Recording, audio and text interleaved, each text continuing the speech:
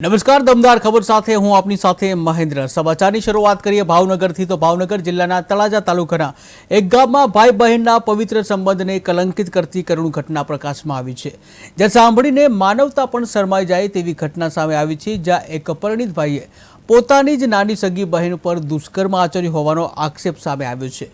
ત્યારે ઘરમાં કોઈ ન હોવાને કારણે છરી બતાવી અને ભયભીત કરી આરોપીએ દુષ્કર્મ આચર્યું હોવાનું પોલીસ ફરિયાદમાં જણાવાયું છે।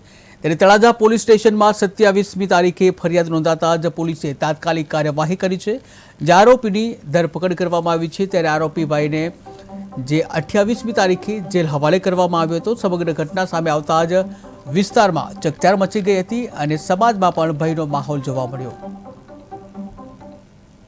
2025ના રોજ તળાજા પોલીસ સ્ટેશનમાં બીએનએસ કલમ 64(2)F, 64(2)M, 115(2) તથા જીપી એક્ટ કલમ 135 અન્વયે ગુનો દાખલ કરવામાં આવે છે। આ સમગ્ર ગુનામાં જે આરોપી છે એ ભોગ બનનારનો સગો ભાઈ છે અને આજથી આશરે 3 વર્ષ પહેલાં આ ભોગ બનનાર તેમજ ફરિયાદી છે એનું એમના જ ગામના એક વ્યક્તિ સાથે અફેર હોય તે બાબતની શંકા રાખી તે બાબત અંગે દ્વેષ વ્યક્ત કરી અને ગુસ્સે થઈ આ ફરિયાદી છે એને ચાકુ બતાવી તેના પર 2 વાર દુષ્કર્મ ગુજારવામાં આવેલ છે। તે સમગ્ર બનાવમાં ફરિયાદ દાખલ થયેલ છે અને આ ફરિયાદના દાખલ થયાના તુરંત બાદ આરોપીની અટક કરવામાં આવેલ છે અને હાલ આ આખી તપાસ પીએસઆઈ ખાંભલા દ્વારા સંભાળવામાં